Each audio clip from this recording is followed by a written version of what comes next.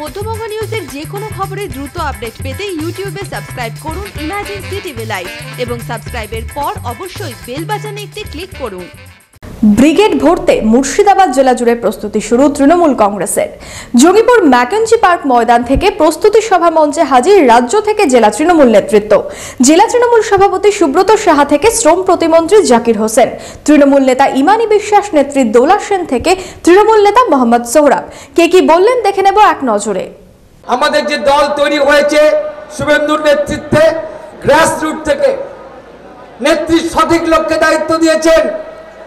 আমাদেরকে দলটাকে তৈরি করতে হবে, আরো ডিসিপ্লিন রাখতে হবে। আমি বলেছি কথা, আপনাদেরকে ডিসিপ্লিন রাখতে হবে। কোন রকম ইনডিসিপ্লিনকে আমরা বরদাস্ত করব না। কারো কিছু বলার থাকলে আমাকে বলবেন, শুভেন্দুকে বলবেন। কোনো রাস্তায় নেমে কোনো প্রতিবাদ করবেন না, এটা আপনাদেরকে আমি সাবধান করে দিলাম। বন্ধুগণ মনে রাখবেন, একটু আগে দোলা সেন বলছিলেন মহিলাদের উপস্থিতি চোখে পড়ার মতো হবে না কেন? আমাদের নেত্রীটা কে? মমতা ব্যানার্জি। সকলকে ব্রিগেডে বিশালভাবে আসার আহ্বান জানিয়ে এবং 19শে জানুয়ারি মিটে গেলে আবারও আগের মতোই ট্রেড ইউনিয়নের প্রতিটি সমস্যার ক্ষেত্রে আপনাদের পাশে থাকার অঙ্গীকার করে আমি প্রত্যেক সোমমঙ্গল শুক্র তৃণমূল ভবনে ট্রেড ইউনিয়নের অফিস করি। আপনারা এখান থেকে যে কোনো নেতৃত্ব, যে কোনো শ্রমিক বন্ধু এলে তাদের পাশে থাকার অঙ্গীকার করে আমি শেষ করছি। 19 তারিখে ব্রিগেড চলো ডাক দিয়েছেন মমতা বন্দ্যোপাধ্যায়।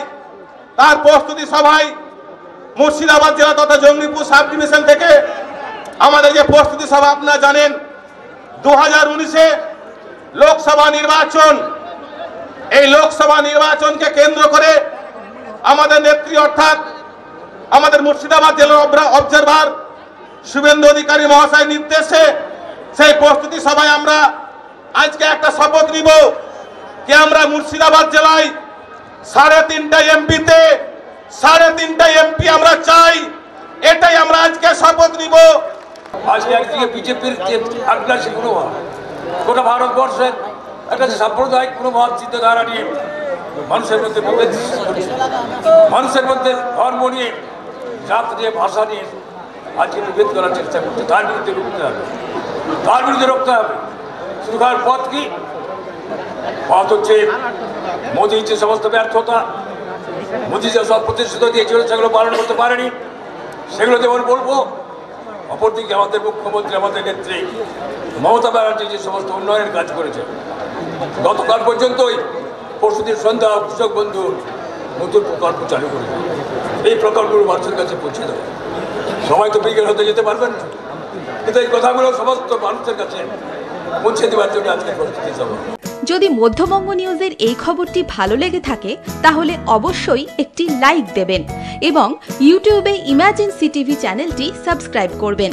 আর যে কোনো খবরের দ্রুত আপডেট পেতে সাবস্ক্রাইব করার পর বেল বাটনে একটি ক্লিক দেবেন।